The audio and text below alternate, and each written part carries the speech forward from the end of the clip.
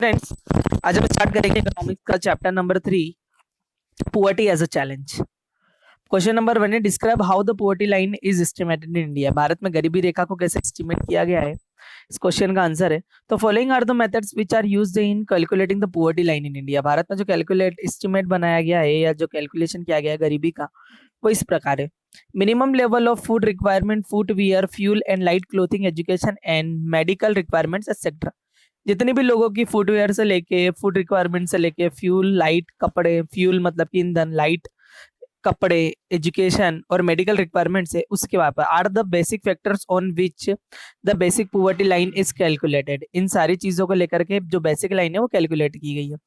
While estimated the poverty line, the present formula based on the desired calorie. इसी के ऊपर जो है हमारा प्रेजेंट का वर्तमान का फॉर्मूला चल रहा है जिसकी रिक्वायरमेंट होती है।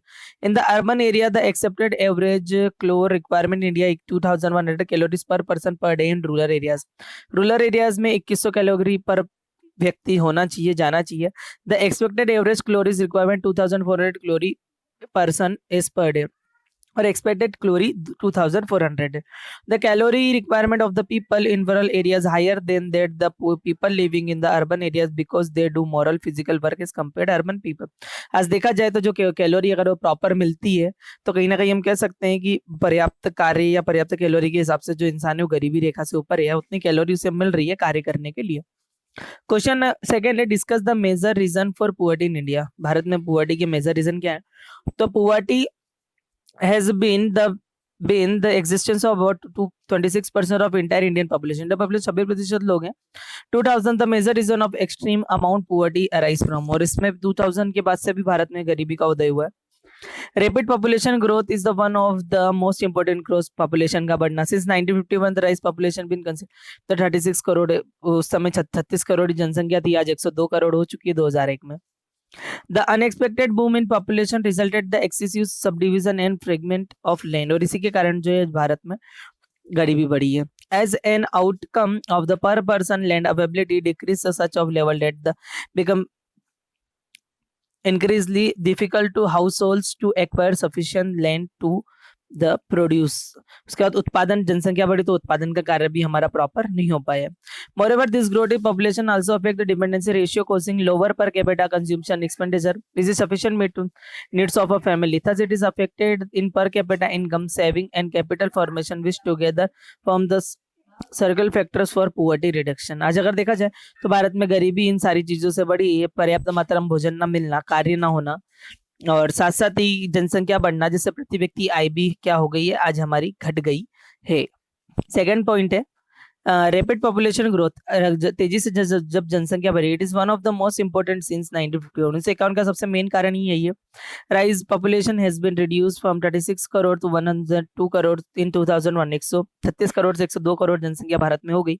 Unexpected boom in population resulted increase and big problems are created and rise for the people, और आज अगर देखा जाए तो कई सारी जो समस्या है वो लोगों के लिए उदय हो गई है। इस जो पॉइंट है, ये पॉइंट का आंसर आपको आगे वाले पेज में ही मिल जाएगा, से क्लियर हो जाएगा कि जो पहले के सन 1951 था, उस समय हमारी जनसंख्या मात्र 36 करोड़ ही थी, जिसके बाद 2001 में हमारी जनसंख्या 102 करोड़ हो गई, और इस कारण कई प्रकार की समस्या जैसे पर कैपिटा इनकम है, अदर प्रकार पर कैपिटा इनकम में महंगाई है वो भी बढ़ी, प्रोडक्शन कम होने लगा, मांग ज्यादा बढ़ने लगी, ये सारी चीजें जो है होने लगी।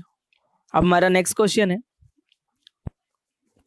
Describe government strategy of poverty elevation. सरकार ने क्या क्या कदम उठाए गरीबी को हटाने के लिए। Current government strategy of poverty alleviation, to eliminate of poverty, many scheme of programs have been launched by the government, some of them have been mentioned below। वैसे तो सरकार ने कई सारे प्रोग्राम चलाए हैं, कुछ जो है उसमें से वो इस प्रकार। पहला पॉइंट जो पॉइंट है इसका, Mahatma Gandhi national rural employment guarantee 2005। MNREGA जिसको कहा जाता है Mahatma Gandhi national rural employment guarantee act, ये मनरेगा आपने कई बार शब्द सुना होगा, तो मनरेगा का फुल फॉर्म है Mahatma Gandhi national rural employment guarantee act.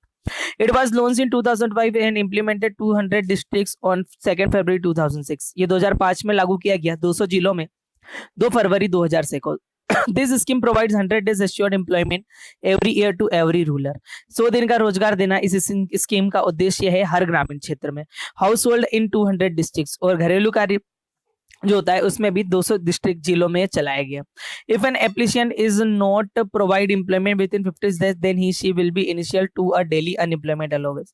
अगर इस योजना के तहत किसी ने अपना रजिस्ट्रेशन करा रखा है और करने के लिए कार्य मांगा है और नहीं मिलता, 15 दिन के भीतर उस व्यक्ति को कार्य नहीं मिलता है, तो उसके बाद उसे जो है बेरोजगारी भत्ता दिया जाएगा। भले वो कार्य पर नहीं जा रहा हो लेकिन उसे बेरोजगारी भत्ता मिलेगा। मतलब मनरेगा जो है Mahatma Gandhi national rural employment guarantee act, इसके तहत यह है कि पूरे साल में आपको 100 दिन का कार्य दिया जाएगा, और 100 दिन का कार्य आपने जब से अप्लाई किया, रजिस्ट्रेशन करा है, जब से कार्य के लिए अप्लाई करने का आपने बोला है, उसके 15 दिन के भीतर अगर आपको कार्य नहीं मिला तो सरकार जब तक आपको कार्य नहीं दे पाती तब तक आपको लगातार जो है अनएम्प्लॉयमेंट वेज मतलब कि अबेरोजगारी भत्ता जो है आपको पेड करेगी। तो यहाँ हमारा जो नेक्स्ट चैप्टर है चैप्टर नंबर 3, उसके 3 क्वेश्चन और कंप्लीट हो गए हमारे। कल 2 क्वेश्चन और हम इस चैप्टर से करेंगे और इस चैप्टर को कंप्लीट कर देंगे। तो आपकी नोटबुक कंप्लीट हो जाए तो आपको ग्रुप में इसकी पिक अपलोड करना है इस चैप्टर की।